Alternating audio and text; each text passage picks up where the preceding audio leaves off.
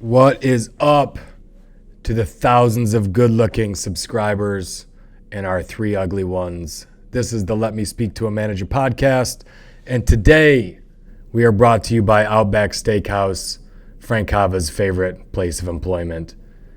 We are talking in this episode about when it might be appropriate to take a step back in your career. We outline 7 distinct situations in a career where it would make sense to take a step back. Hope you enjoy it, and we definitely hope you're subscribed and you've given us that 5-star review. Let's go. You're listening to Let Me Speak to a Manager with Frank Cava and Ian Mathews. What a crock of shit. Yeah, that was hot mic, Sam. It's 30 minutes away. I'll be there in 10. Do it live! I'll write it and we'll do it live! Hey, Frankie! Ian, you son of a bitch! Hey, man! We're talking about going backwards in our careers today. What the hell's going on? Is this podcast going backwards? Are we freaking out? We're freaking out, baby. We're freaking out. So we've changed platforms and done a few things a little bit different. We no longer have the video on Apple. But for those of you that are loyal listeners who are tuning in and can see this, Ian has some new art. We need to celebrate it. He's brought Ron Burgundy front and center with what looks like a my hero Miller High Life. And don't be fooled by that drill and tape measure behind Ian. I think I've used that thing for him more times than he's used it himself. He's like, should I move the drill? I'm like, oh, no. You're hanging up a canvas culture that weighs at least 0.8 of a pound, and you've got a screw gun. No, you got to keep that. You got to keep that in the shot. I literally bought a power drill because you were coming over to help me hang a bunch of stuff, and you were like, "You got a drill and tools, right?" And I'm like, "Yes, yes." You went and took a leak, and Jenny's like, he bought all that like 4 hours ago, right? Totally. I went and got like the best power drill I could find and tried to put some like dirt on it to make it look like I had used it before, but dragged it behind the car. So it looked like Jenny called me out hardcore on it for sure. So it's this has been a wild year, 2020, for all the obvious reasons. But what's different about last year is the crazy divergence of businesses. So some businesses absolutely skyrocketed and others collapsed, like there was the biggest recession ever, and others were just continued to roar along. You've got highs in a lot of companies in the stock market, and you've got others that are still 50% off. And there's a lot of people right now that had jobs, had positions before in industries that are just not coming back anytime soon. And so they might have been in a higher position. They might have been at a management level, a director level. They might have been highly paid. And now they find themselves out of work or really working in something that they would consider themselves overqualified for. And we've had numerous people reach out to us on LinkedIn just asking questions around this of how long should I do it? Should I be looking for something else? How do I handle it? So this whole episode is really about when taking a step back or even a step down can be good for your career, because we both, in talking about this, think there's plenty of opportunities to do this even when it's a good economy, if you just are ready for a change. So we usually let Ian handle the intro and kind of get right into the agenda, but on this one I want to do it a little different, and it's for this reason. Ian and I have different lives. Like, we have different influences, we have different things we see. We've got a lot of overlap, but there's also a few things that we feel differently about. And with this one, for me, I'm going to go backwards to 2020 and Corona, right?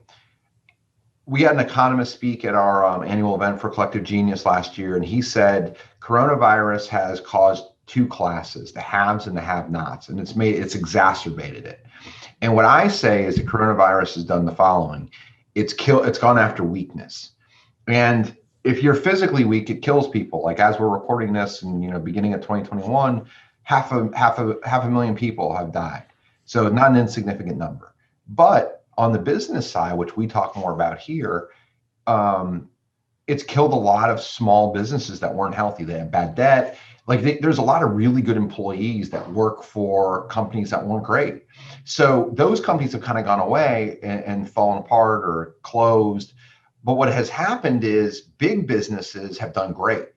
Our former employer, Ian talked about the stock market. I mean, Tesla's stock is 8x. So like, if you look at it from this perspective, there's this weird thing happening. There's these talented people that work for bad companies that are on the market. And there's a lot of really smart, talented college kids that are on the market that are having a hard time breaking in. But good companies never lost anybody because they're good companies and they're well run. They might have used it as an excuse to kind of trim the fat a little bit, but they don't have a lot of great openings. So I've been asked in the last year, like multiple times, like, how do I get a job? How do I get looked at? And what I have said over and over again is, you may need to take a job that's slightly below where you want to be to get in. And then once you get in and you knock that door down, then you can excel. And when Ian and I started talking about this, that became a bullet point in an agenda that talks about working in a career where you might be overqualified or taking a step back. And I think we got excited about the agenda because we were coming at it from two different perspectives. Yeah. So I think one of the first things that Frank started to get into here is just, number one, your industry is changing or it's shrinking, and you sense that this is more than a temporary situation, right? So you're a dispatcher for a taxi cab company.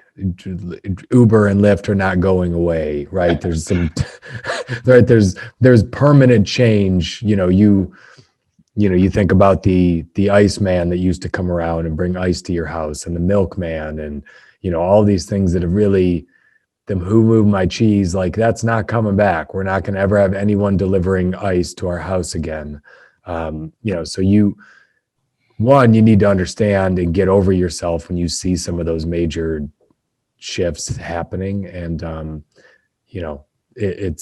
that's the hard part, I think, for most people, is it's always it'll be back, because there's always the bounces that come in the market, but doesn't necessarily mean it will be back. So we've had a series of ice storms in Richmond, and the other day, the only day I get the physical paper delivered to my house is on Sunday, and I get two papers. I get the local one, and I get a national paper that has like a really good Sunday section. And I walked out with Max, who's a little over 2, and we got the newspaper. And I as we brought it into the kitchen, it's covered in ice and water. It's just soaking wet. It's in like 3 plastic bags. I told him, I'm like, when you're like 85 years old, you're going to tell your grandkids, like, back when my dad was still alive, like, they used to deliver the news in a paper bag, and they threw it in your front yard and let it sit in the grass. Like, that will be gone. There is no doubt in my mind. Some dude in an old van flipped it out on your yard. It used to be kids on bikes, but we were too old for that. But now it's some dude in an old beat up van that brings my newspaper. And most people listening to this are probably thinking we're old losers that still read papers, but screw you. We like our papers. That's right. Not as much as Buffett, but we love our papers. But I was having a conversation with my mom, and my mom is like got the biggest heart in the world, right? But she's someone who always sees the good in things. She's not a business person. She's a school teacher. She's an educator. And I was having a conversation with my mom, and I was like, well, it's kind of like being in the steamship business, Mom. And she was like, I love steamships. I'm like, I know, but who's your audience? Like Disney World? And they've already got a couple of them. So like a steamship has gone extinct. Like, you need to constantly evolve. The steamship has been replaced by much better technology. So if you work for the company that either delivers the newspaper or they produce the steamship or the equivalent of this, you can be hard-headed and you can say, man, I never saw that coming. Or you can say, we're not progressive. We're not evolving. We're not in an industry that allows growth and further growth. And that's going to cause your career to potentially, you're going to go extinct like the dinosaur, and kind of like realtors in my business now. My grandpa worked in a steel mill for 40 years in Detroit, and my dad followed in his footsteps right out of high school. My grandpa got him a job. and it was good for a few years, and it declined every decade my dad was there. My dad barely got out before it collapsed, that steel industry. And look, the every 4 years when there's a presidential cycle, every presidential candidate gets up there and says, we're going to get American jobs and steel back and auto. And no, you're not. No, you're not. Like, you can't protect your way to jobs like that. Those jobs are commodity jobs now. And if someone can get their steel for half the cost out of Russia or China, that's where they're going to get their steel, because that's how they stay in business. So it's, holding on and hoping someone's going to protect you and say, like, it's just, it's not going to happen, and it's certainly not going to grow. Those are long, slow deaths, and working for those companies is not profitable. The other thing is, so I'm in real estate. This isn't something we talk about in prep, but I want to talk about it now anyways, because I think it's relevant. So I had a house that was overpriced, and I lowered the price. And then I lowered the price like 3 times. I started at 625, and we were just a bit aggressive. I'm like, okay, this house the market's telling me that it's not a good house at this price. So I lowered it to 599. It was crickets. And I left it at 599 for almost 30 days. And then I was like, screw it. I took it to 550, which was low. Like, I thought the right number was probably in the 580, 585 range. Mm-hmm. And I thought someone would be smart and put in an offer. And they didn't. So I lowered it to 550. I ended up getting 7 offers. They gave away. So what happens in real estate, if it gets into a competitive bid situation, you want to be the bid people choose. So I lowered the price because I know what I'm doing, and I thought I'd create a bidding war. And I created a bidding war. Not only what happened did I create a bidding war, I landed at 580. They waived appraisal. They waived inspection. They did everything. Like, they did these terms that were incredibly in my favor, because I got ahead of the deal and changed the narrative around it. And I was talking to my wife and my son, who's 2, and I said, these realtors are going to go to the way of the dinosaur. They're going to go extinct. They should have looked at this house in an incredibly hot market that isn't selling, and they should have put in an offer for 575 with terms in their favor. And they would have gotten the house, because I hadn't changed the narrative. Like, to me, like, you have to look at this stuff. You have to look at your business and say, can I be ahead of it? Can I be in front of things? Can I act in a proactive way? The realtors who are incredibly proactive and smart, the realtors that I work with a lot, they're not going to go extinct. They're going to be the best of breed, and they're going to be around when tech disrupts. But most of these other people that allow things to kind of happen to them, they're going to get disrupted. And I bring this up right now because I saw Gary Vaynerchuk speak in 2009, and he talked about how he basically completely predicted the way that information was going to get controlled, because content was going to be king. Like, nobody had ever heard the word content. But what he talked about is like, hey, if you write for Sports Illustrated and you're incredible, you'll leave Sports Illustrated, you'll just write, and people will find you. Like, Ian and I have talked this week, like, our favorite guy on the radio, my favorite guy on the radio, Colin Cowherd, has now started his own podcast. Like, he's got his own content, but they've gotten ahead of these things. Like, if you're an entrepreneur, you always have to do this. But I think what happens is people get lazy when they work, and they're like, my company will take care of me. The steel industry will come back. No, you have to have some level of control on where you put yourself, or you're going to be on the wrong side of this. There are significantly less realtors than there were 10 years ago in this country. There are significantly less loan officers than there were 10 years ago. You go look at what Quicken's done with a loan application versus what it was 10 years ago. You've taken out the need to really even have a person there. And that's going to keep, those are not positions that are going to just bound back. People don't like talking to a realtor for hours or a loan officer. If they could just walk up and look around in the house and without doing it, they would do it. You constantly have to sharpen your skill set, because if you don't, things go away, and tech is doing it. Like, I'll give 2 really good examples. When you used to go to the grocery store before Corona, and you actually went to the grocery store, like, there was 16 aisles with 16 people standing there checking you out. Now there's 3 aisles and 13 aisles with just a computer. The last time I flew in and out of Tampa, they had a computer screen where 2 people used to stand. Like you just hold your iPhone up and it looks at your ticket and you go through. There used to be two people standing there. So right there with just two examples, those are 15 jobs that no longer exist. So the tech is disrupting the number of humans it needs, to Ian's point with Quicken. So you've got to constantly be at a company or making sure your skill set isn't going extinct. Yeah, and it's interesting you brought up Gary Vee. Gary Vee was the keynote speaker like 2 years ago at the biggest realtor conference in the country. It's like their annual conference, and they hired Gary Vee. It was a lot of backlash on this, but Gary Vee is, he's known for social media, for marketing, how to get yourself out there. And they hired him because they're like, this guy really knows how to get attention. And that's what realtors need to do, is get more attention, do all that. But Gary Vee is also incredibly real and raw, and he just never lies. And somewhere during his keynote, he pretty much told everyone that realtor is a dying position and there won't be many left in a few years. And like, everyone lost their mind at this conference. Like, how could you say that? And you just heard them all, and they all sounded like all the steel guys that were like, we're going to get those jobs back from China and Japan. And it's like, no, you're not. And Gary Vee slipped. He probably wishes he wouldn't have said it at that conference, because they were paying him, I don't know what he makes, probably $500,000 to show up there. And he pretty much said, you're all going to lose your job. So a lot of egg on some faces, but that was him being honest, and that guy knows what the hell he's talking about. So you can sit back and say, no, that's not right, or you can be honest about what technology does to disrupt. Some of the things that we talked about when we built this agenda, we also talked about like how we were going to end it, right? A lot of this has to do with ego. Realtors have a lot of ego. Like, I meet a bunch of realtors that think they're incredible. It's like you just stick a sign in the yard and like the technology does the work for you. Yep. Like and what I think Gary Vee does is he really doesn't give a shit about ego. He kind of cuts right through it. And because he does that, he doesn't care where he is. He just tells you the truth.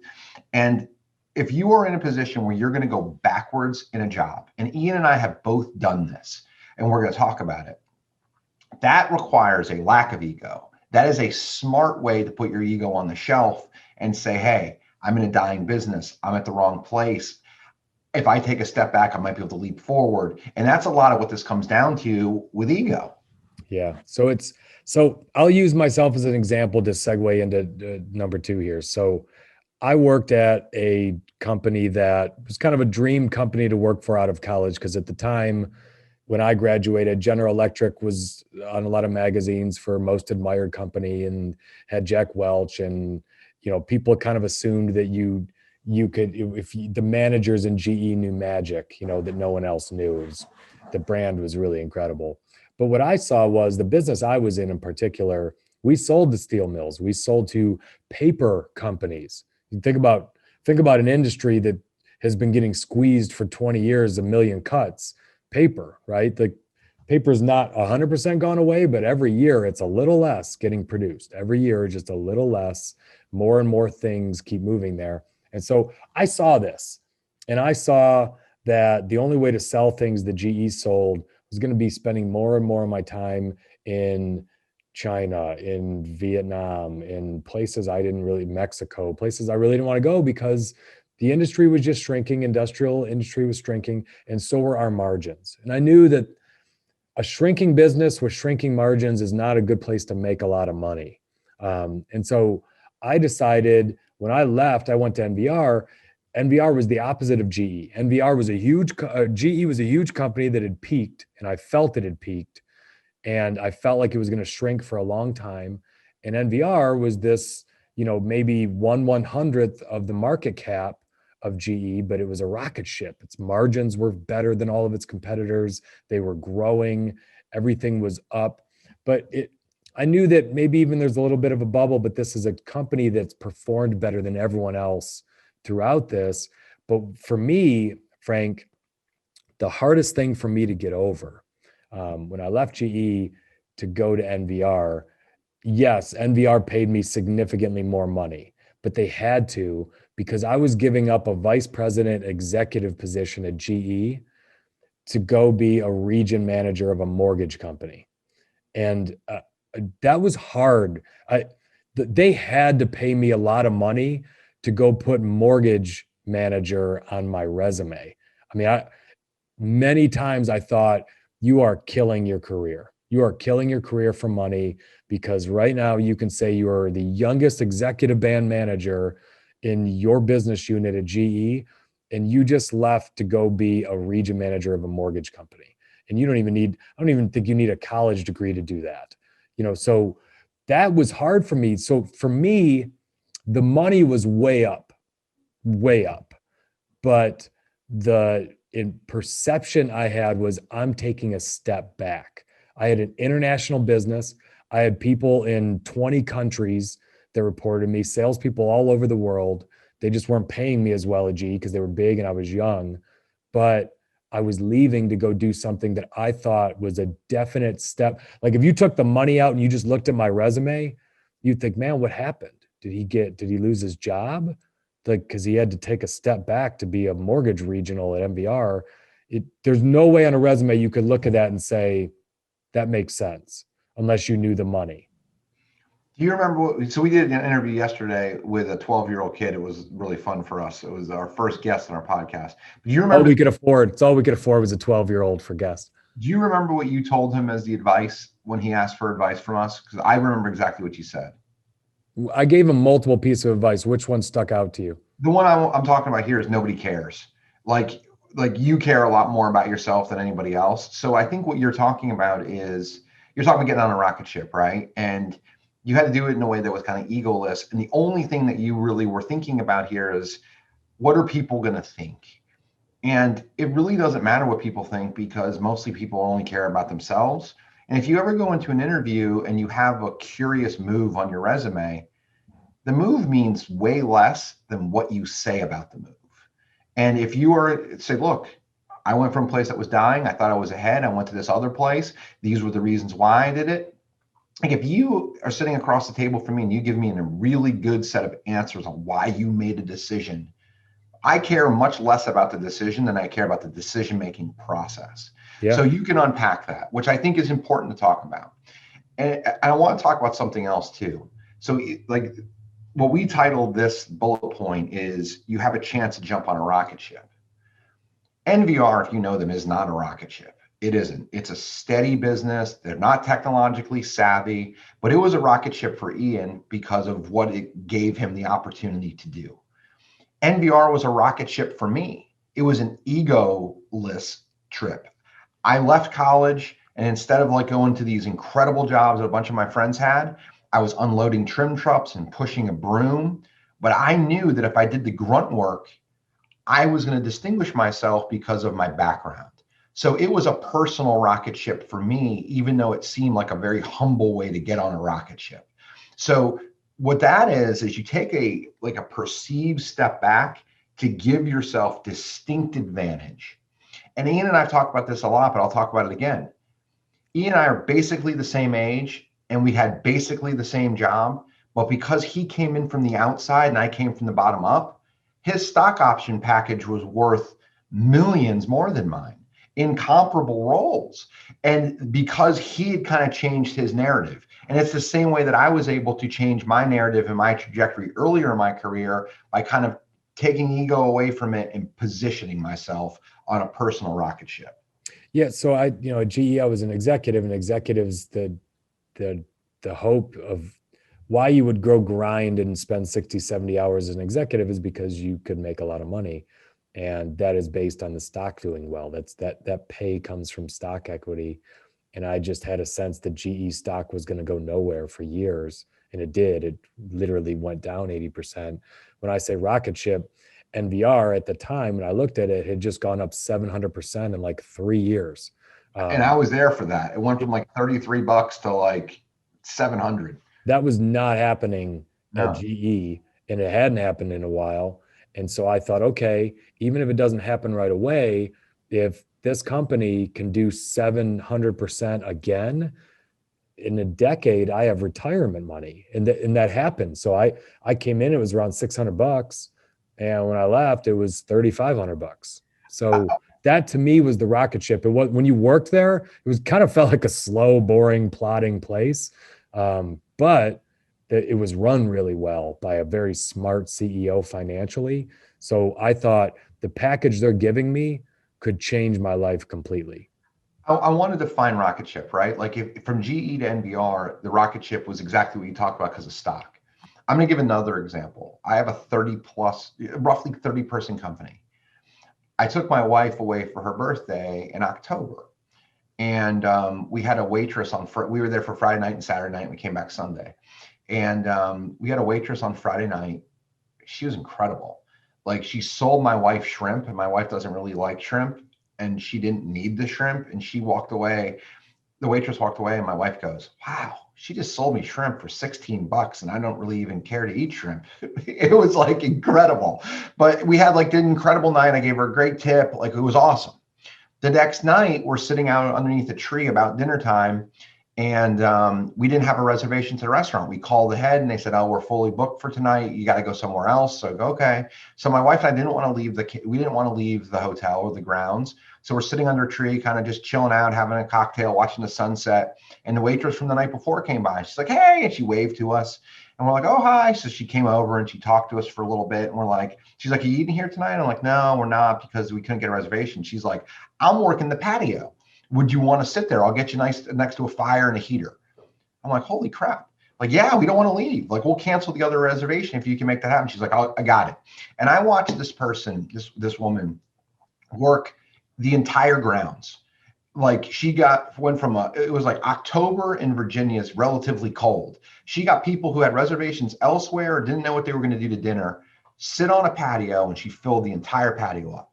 And she waited on us again, and it was incredible service. And at the end of the dinner, I gave her my business card. And I'm like, "I've never seen someone work like you and sell like you." She was making good money, very good money. And I was like, "You're going to come to a different industry, and you're going to take a step back and pay. But if you're willing to kind of suck it up for 6 to 12 months, I guarantee you in a year or two, you're going to be making a ton more money, and you're going to have more runway than you have now." She's worked for us for a little over 90 days, and she's incredible. She's in a really tough kind of entry level job, but she's getting her skills. So the rocket ship is leaving the restaurant and coming to a small business where you can get a new skill set and kind of project yourself forward.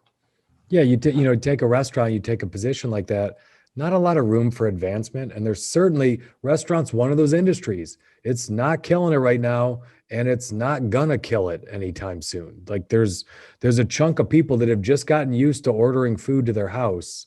So I think it's gonna be, it'll come back a little bit, but much smarter move to go to a growing company where there's about 20 avenues that she can go.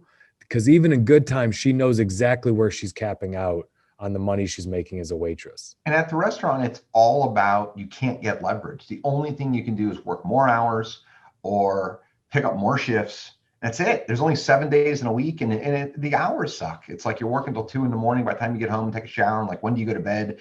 Like, it's harder. It's a different life, but we've all made that trade-off at some point if we've gotten anywhere. So number 3, to take a step backwards or maybe down, is you just want to get close to the sun.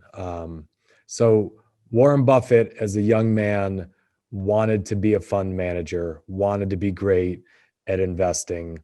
And he had read some books by Ben Graham, who was about as close to a leading authority on investing in stocks as there was at the time, and pretty much offered to be an intern at peanuts, nothing, just to be near Ben Graham. And he even did this knowing Ben Graham didn't hire anyone who wasn't Jewish. He only hired Jewish people. Probably wouldn't get through today having hiring practices like that. But Warren Buffett didn't care. He wanted an internship. Most people took an internship where you would get a job at the end of the summer. He knew it going in. He just wanted to be close to Ben Graham as long as he could. And it paid off very handsomely, because he got, even though he was paid nothing, he was around Ben Graham all the time and got to pick his brain on how he chose stocks, why he acquired the way he did, why he invested the way he did. So Warren Buffett took a step back to get knowledge, to get close to someone, to learn from them. I'll tell one other, story. A friend of Frank and mine, very successful guy, started a restaurant chain that's a winery. It's totally unique in its industry. But before he could do it, he needed to understand how a brewery was run, because if you can't, brewery is more established. If you can't make your own beer, you're certainly not going to make your own wine, which is a lot harder to do. So he left a good company. He was an executive, I think at Caremark, or one of the big management companies that run hotels and golf courses. And he was one of their stars. He had just won a big annual award. I remember going golfing with him right before he left, and was killing it. And he left to just pretty much go work at this brewery and hang around, just huge step back from where he was. But he was gleaning from a successful owner. How do you run this place? What are the triggers? What matters? What are your secrets? And he took a step back for a while, calmed down, and then boom, started his business with all of that new knowledge in his head. So it was very strategic for him to take that step back and go get close to success. I think we've covered this one well. I'm going to just say something very quick in wrapping up. Everyone thinks the entrepreneur's journey, they look at like the private plane and the vacations and the time. But there's usually a very, there's something that happens that requires almost no ego and a lot of just humility in order to leap forward. And Ian's friend that we're talking about, we just did an incredible trip with him and had all this fun. But that's the fun stuff. That's kind of the headlines. But there's usually a really smart strategic move where you work for well below what you're worth, because you have a long-term vision and you forsake the short term for the long term. And I walked away from a lucrative job, and I didn't pay myself for like more than half a decade, because I wanted to start something small and invest in it and grow. And it starts to build. And like these are things that in many instances, people with huge responsibilities can't go work for free. Like, I get that. But if you can position yourself where maybe you make a little bit less and you can live on it, but it gives you the projection forward, that's what we're talking about. So number 4 is probably the most obvious one, but you're taking a step backward perceived because it pays better. And that probably doesn't even make sense to someone who is listening to this at first, but I've seen this a lot. So I'll use the mortgage industry, which is interesting, and you probably saw this too on the construction side. So, there's 2 sides of the business. There's operations in mortgage, and there's sales. Sales are the loan officers, are the ones out getting business. And often the people processing the loans are every bit as important as the loan officer. In fact, in some cases, they make the loan officer, and they're more important to the whole process, because they're the ones making the sausage. They're the ones getting the deal done, getting it approved, getting it through. And so usually people pick 2 tracks. They kind of come up on the processing side or the underwriting side. So they are a processor, and then they become a processing supervisor, and then they become an operations manager. And it's a very important job. Operations manager is a very important job. And sometimes they get stagnant and they say, what's next for me? And if branch manager's not in their cards, then they'll say, well, what's next? And you say, you ever thought about being a loan officer? And it's hilarious. Some people that have been ops managers forever would be like, that's a huge step down. And I'd always be like, all right, I don't mean to offend you here, but you make $80,000. Our top loan officer made $225,000 last year, and you're calling that a step down. They make triple what you made, and you're calling it a step down. But in their mind, they had created this title. They had literally, Frank, I'm talking about putting $150,000 of value on a title. That ops manager or underwriting manager meant more to them, that title, than having to drop down to loan officer and make a lot more. And that's what I did. I went from an executive with GE to a mortgage manager at a company no one had ever heard of, but I made triple. And I didn't give a shit that anyone thought that I was crazy for leaving GE. I don't care, mom and dad, that you think this is a dumb idea. I'm going to make triple what I'm making. And to me, that's not a step backward. That's not a step backward to take a perceived lesser title for more money. I'm going to do it this way. So I remember being quite young, high 20s, low 30s. And I remember thinking there was a bunch of people in regional jobs making like, this is the early 2000s. They were making, 80 to 120 grand, but they had access to the regionals and they had access to like all the people in corporate. So they had a lot of information. They had a lot of gossip. And they traded the ability and the power to have the gossip for money and for actual relevance. Power. Yeah. And I remember it's like being folks young, in DC, it's like government folks, right? That there's power. everybody who works on Capitol Hill makes dick. Yeah. And because they're at the power center and because there's a lot of people who line up to do the job. But I remember being strategic and looking at like, I don't care about that. I care about like what opportunity it's given me, what am I learning, and what does it pay? The other thing is you're thinking about like a lot of those analyst roles, right? And there's a lot of times in finance, this is how it works is, a president or a senior executive's finance person seems really powerful, or their HR person, because they get to talk to that executive every day and they have influence over that executive. But if they're not making any money, is it really a powerful position if you don't make any money? The perception is sometimes the perception. Don't let the perception become your reality. And I think what Ian and I have both done very well is we haven't. Like the perception is you're leaving an incredible company like GE that everybody knows about with a rock star CEO, and you're going to a company that no one's ever heard about in an industry that people are thinking like, you're going to work for a home builder? Like, isn't that risky? But we talked in the beginning of this podcast about yesterday's interview, and the advice we gave a 12-year-old kid is nobody really cares. Like, if you have a bigger picture, it doesn't matter. It doesn't. And I've told this story here before, but I'm going to tell it again. Someone in my life, I had this huge house, which was an investment. And I knew that real estate market was tanking. So I sold this huge house at a huge premium, and I stuck a bunch of money in the bank, and it ultimately became the launch point for my business. And I moved into it was a 3-level townhouse. But the conversation was this: hey, Frankie, I heard you sold that mansion and you moved into a condo. And I just laughed. I said, yeah. I never get tired of that impression. Oh, it's so good. And it's the truth. It's like the person didn't know the chess moves.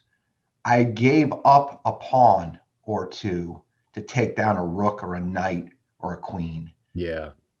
It was a slow moving decision, but I knew where I was going, and I didn't give a crap if somebody else didn't like the move or understand it. Or was gloating and making themselves try to feel better because they perceived that you weren't doing as well. And I just nodded. I go, yeah.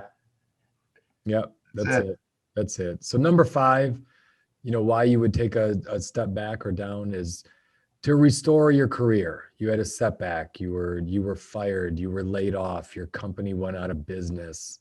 Any one of those areas, and how Nick Saban is the most successful college football coach in the history of college football coaches. Frankie, how much of his staff is usually overqualified for the job they're in? So I'm going to weigh in on this, and then you pick one of those other 2 examples because you know those people better, right? Like, I'm a University of Florida guy. I think everybody knows that and who listens. And Florida had a coach named Jim McElwain who got run out of Gainesville, just laughed out of Gainesville more or less. But he was a head coach of Florida, which is, a top 10, top 15 job in college football. He went and worked with Nick Saban for 1 season as their offensive coordinator. They won a national championship, and poof, he's a head coach again. And what's fascinating is what Saban does, because he's got such a strong system, is he takes these people in who had setbacks but are way overqualified. And what you do is you restore your image for 12 to 36 months. There's a guy who coached at USC who like got fired because he had problems with alcoholism. Saban brought him in.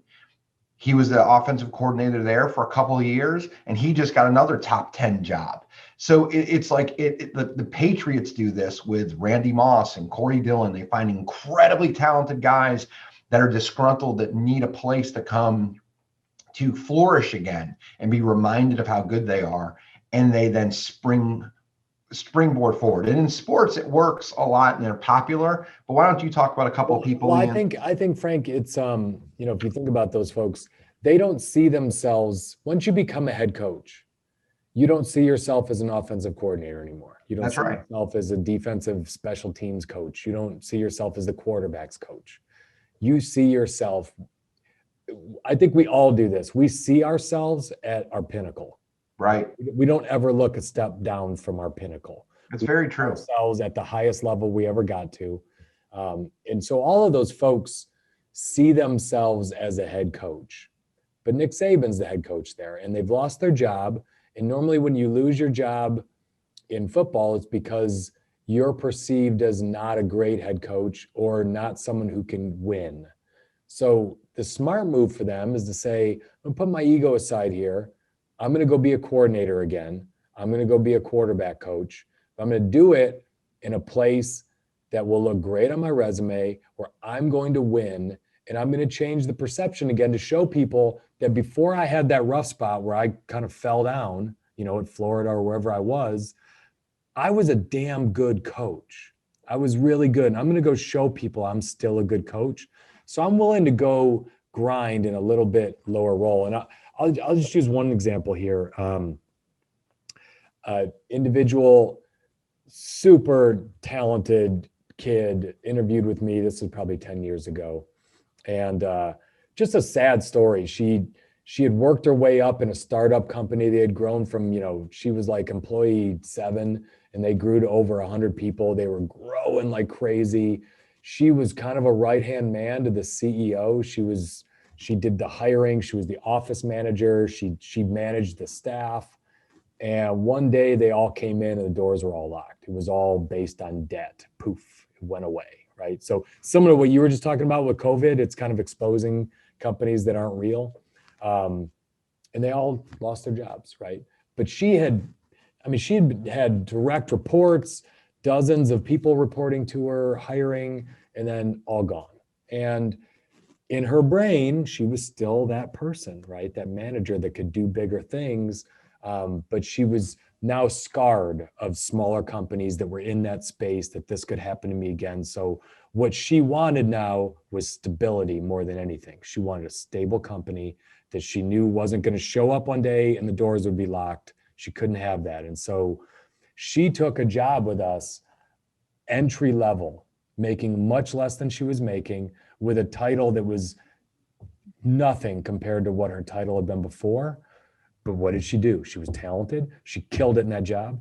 Pretty quickly, we made her a supervisor, then a manager, then an even bigger manager. And she's parlayed that from that doing really well at a big company, stable company, to now she's an executive with a smaller company that's growing faster than that one. But she took a step back after a setback in her career that could have ruined her, but she was humble enough to say, you know what? I'll come in on the front line. I'm going to kick ass. She didn't sit in front of me and say, I don't know anything about your business, but make me a manager, because that's what I am. I think it makes sense to say this too. So we talk about it from the perspective of the employee, but Ian and I love sports, and we think the two greatest coaches that we've been alive for, if we said 3, it's probably like Coach K's probably up there, Phil Jackson's up there, but the 2 guys that are doing it now are Saban and Belichick. And what they're both good enough to do as managers and leaders is see people's talents, even though they've had setbacks. So if you're a hiring manager and you see someone who is overqualified, there's 2 things you can do. You can be scared of that person. You're like, they're coming for my job. Or what you could do is look at it and say, how incredible would my department do if I had this person who's clearly overqualified? Yeah. And what you then, like what I do is I sell. Like, you've applied for this job. Why do you want it? Like immediately I start getting into that, because My team is going to get better. That person is going to be a star, but I'm going to be looked at as an incredible person for identifying this talent, cultivating this talent, growing this talent, and exceeding. And that's what Saban and Belichick have done. They have tons of rings because of it. But in corporate America, you don't get a Super Bowl trophy and Jim Nantz doesn't come up to you. But that is what good managers do. I wish Jim Nantz would come up to me from what I'm doing. Do you think Jim Nantz will ever call us about this podcast and say, great job? Want to interview him? I think Romo might. Maybe Romo. That's good. So number 6 is just knowing what departments are valued most in your company. So if you're in accounting and you're an accounting manager and you've worked your way up and you've got managers that report to you, but you're just stagnant and you're not moving higher, and you're in a company that the CEO started in sales, grew up in sales and marketing and values sales and marketing, and you know it, that's who's paid the most. That's a position where it might make sense for you to go switch departments, not be a manager anymore, learn a new discipline and work your way up, because similar to the waitress coming to Cava, the upside, even within departments of your company. Everyone has different departments that are made more. And interestingly enough, I'm using the accounting to sales because that's normally how it is. In most companies, salespeople are normally paid some of the highest. But at GE, it was different. If you really wanted to be an officer at GE, you had to go spend time in something called the audit staff, which was this elite, it was like the Navy SEALs of finance in GE. And these people literally worked around the clock. They worked 7 days a week, 80-hour weeks. They would come into businesses and they were like consultants. They would have to find the problem, fix the problem. They just grinded those people. But if you got through it like Navy SEALs, if you looked at most the business unit heads of GE that reported to Jack Welch, they all spent some time in audit staff. But to go to audit staff, it was filled with a lot of people who had been promoted into multiple layers of management. And now you went to audit staff, which was, there was a lot of cachet around that, but your title was like auditor. It wasn't a good title. It was, you were, and you got paid a lot less than you were getting paid before, but it was like, put your time in and you're going to move fast in this company. So you talked about departments, and in the world of home building, the way it works in sales is you get taken out to really good dinners and really cool trips and all kinds of expensive wine, awesome stuff. And in construction, what you get is warm beer and cold chicken wings. But if you're willing to kind of suck it up there, it makes, you can pole vault yourself. But what Ian's talking about is picking the right department. But the other thing is picking the right industry based upon your skill set or where things are going. Someone who's relatively intelligent that could have gotten on at Amazon, but negotiated stocks and ridden a wave, even if they weren't C-suite level, that could have been an incredible ride. That's the rocket ship ride. But if you find where's my skill set fit? How do I distinguish myself? How am I unique? That's a big part of it. And Ian, I think we'll get into the wrap up, and I'll kind of lead off by saying, when you do this and you make moves like we both made, I went from Florida, where everybody in my department was going into really exciting construction. I was going to what was perceived to be dog do home building. And what you did going from GE to NVR, both of us made decisions that were without ego and without the trappings of a lot of things we get trapped into of, this is what people are going to think of me. And we have to get to a point where you realize if ego's driving your decision making, you're most likely going to make a bad decision. 100%. And, I think two things that I'll leave just to wrap this up is a 10-year decision looks very different than a 10-month decision. And I think the average person makes decisions based on 10 months. Yes. Decisions based on what should I be doing now to get my end of year bonus? What should I be doing now so that I can get the next car payment or that I can keep making my mortgage payments? And a 10-year decision there's my career, there's been a lot of, I'll step back a little here of, because I need some knowledge or I need something else. And I think that's the last thing is at any given point in your career, there's a primary driver of what you're doing. And to me, it's either pay, power, knowledge, or purpose. And pay is the obvious one, obviously. And if we're working for pay, we all care about pay, but at some points of your life, it's more important than others. Knowledge is, and that's at any point in your career. It's especially important early in your career, but knowledge will equate to pay and power at some point. So if you don't have knowledge, forget about pay, forget about power, and forget about purpose. So I would prioritize knowledge over everything until you have it. You have to put it in. Power is important to people. Look, that's important. Title, where they work. We talked about folks in DC and the government. They're not paid a lot, but they are powerful. They influence decisions, and that matters to some people. And then purpose. And I think all of us aspire to a place where we work for a purpose. I certainly do. It's not fun to come in and just do a job. No matter how much you're paid, you kind of want to feel excited about what you're doing, or at least the people you're working with purpose. But you got to be honest about it. And sometimes if any one of those four things are more important to you today, sometimes it makes sense to take a step backward, to take a step down, and realize, what do I really want to get to in my life that in 5-10 years I have those things? And that's not always a straight up trajectory in your career where you always feel like you're just qualified for your job. There'll be a lot of points where you are dramatically overqualified for what you're doing, but there's a reason behind it. So I'm a new dad, and I have a little over 2-year-old, and I have another baby due any minute. But there's nothing more humbling than being a dad. Because you talk about things that are beneath your pay grade, like waking up in the middle of the night and giving something a bottle, changing a diaper, like those are like way below your pay grade.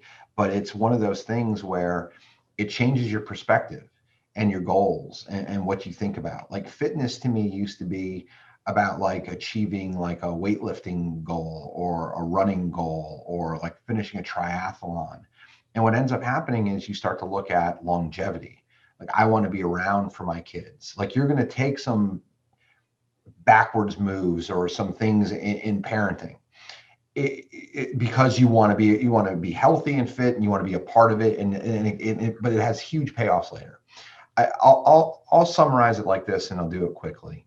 If you pick the perfect trajectory for yourself, in your 20s, you're going to learn how to do tasks.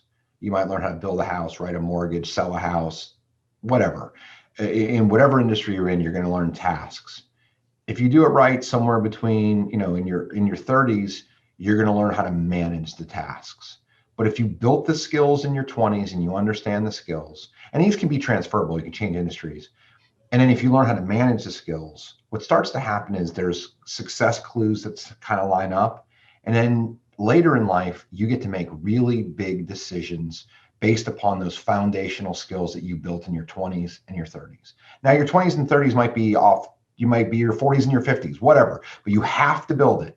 And then what Ian and I want to talk about here is if you start getting off skew and it's not going the right direction, then what you have to look at is maybe I take a step back so I can build those foundational things and I can launch forward. And that was the entire part of this. If you're a college kid in COVID, or if you're someone who's in the wrong job and it's just a tight job market, we've both done it and we think it was relevant to talk about because it can put you on the right path. And I certainly hope, Frank, that you are finding purpose from this podcast because we are not getting paid. We are zero power at this point, and I can honestly say I've gained no knowledge whatsoever from doing this because we don't seem to be getting better. So I really hope you find purpose in this because something's got to keep us going. We started recording roughly 10 months ago, so this is clearly a 10-year decision. I hope so. Hey, great work today. You too, Ian. You too. Not bad. All right, man. Good seeing you. Fat, drunk, and stupid is no way to go through life, son.